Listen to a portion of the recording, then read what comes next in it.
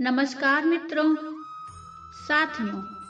एक व्यक्ति अपने पूरे परिवार के साथ तीर्थ यात्रा के लिए जा रहा था। वो व्यक्ति बहुत ही सच्चा और ईमानदार था। कई कोस दूर जाने के बाद पूरे परिवार को प्यास लगने लगी। गर्मियों के दिन थे, ज्येष्ठ का महीना था। आसपास कहीं पानी नहीं दिखाई पड़ रहा था। उसके बच्चे प्यास से व्याकुल होने लगे। समझ नहीं आ रहा था कि वो करे तो करे क्या। जो पानी अपने साथ लेकर गया था वो समाप्त हो चुका था। फिर एक समय ऐसा आया कि उसे भगवान से प्रार्थना करनी पड़ी। फिर जब कोई उपाय ही नहीं मिला तो उसे भगवान से प्रार्थना करनी पड़ी कि हे प्रभु, अब आप ही कुछ करो। हे मालिक, आप ही कुछ कर सकते हो। इतने में उसे कुछ दूरी पर एक महात्मा जी तप करते हुए दिखाई दिए। फिर व्यक्ति उन महात्मा जी के पास जाकर अपनी समस्या बताने लगा। अब साधु बाबा बोले, यहाँ से एक कोस दूर उत्तर की दिशा में एक छोटी दरिया बहती है। अब वो व्यक्ति साधु बाबा के पास गया और साधु बाबा से कहने लगा, हे महात्मन, मेरा परिवार प्यास से बहुत व्याकुल है और जो पानी मैं साथ लेकर आया था वो समाप्त हो चुका है। हे महात्मा, आप मुझे कुछ रास्ता बताइए या कोई उपाय बताइए। क्या यहाँ पर पानी मिल सकता है? साधु बोले, यहाँ से एक कोस दूर उत्तर की दिशा में एक छोटी सी दरिया बहती है। जाओ, जाकर वहां से पानी की प्यास बुझा लो। अब साधु बाबा की बात सुनकर उसे बड़ी प्रसन्नता हुई और उसने साधु बाबा का धन्यवाद किया। अब पत्नी और बच्चों की स्थिति नाजुक होने के कारण उन्हें वहीं रुकने के लिए बोला और वो व्यक्ति खुद ही पानी लेने के लिए चला गया। जब वो दरिया से पानी लेकर लौट रहा था तो उसे रास्ते में 5 व्यक्ति मिले जो बहुत ज्यादा प्यासे थे।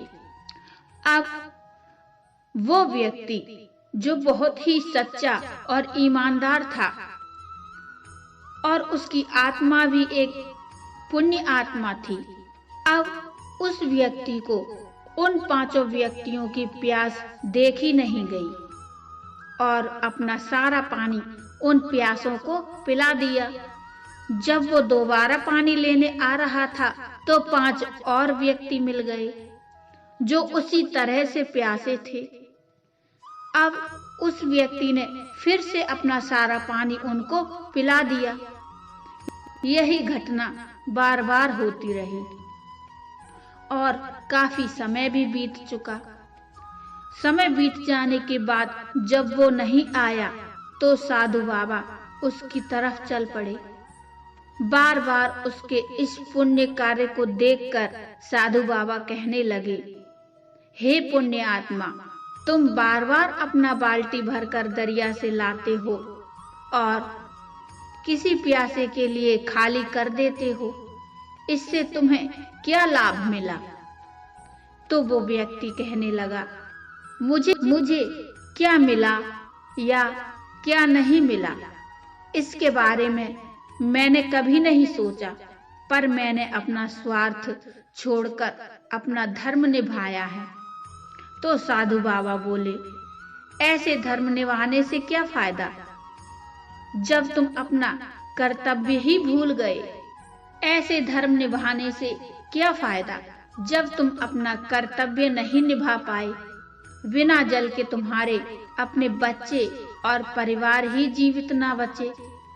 तुम अपना धर्म ऐसे भी निभा सकते थे जैसे मैंने निभाया। उस व्यक्ति ने पूछा, कैसे महाराज?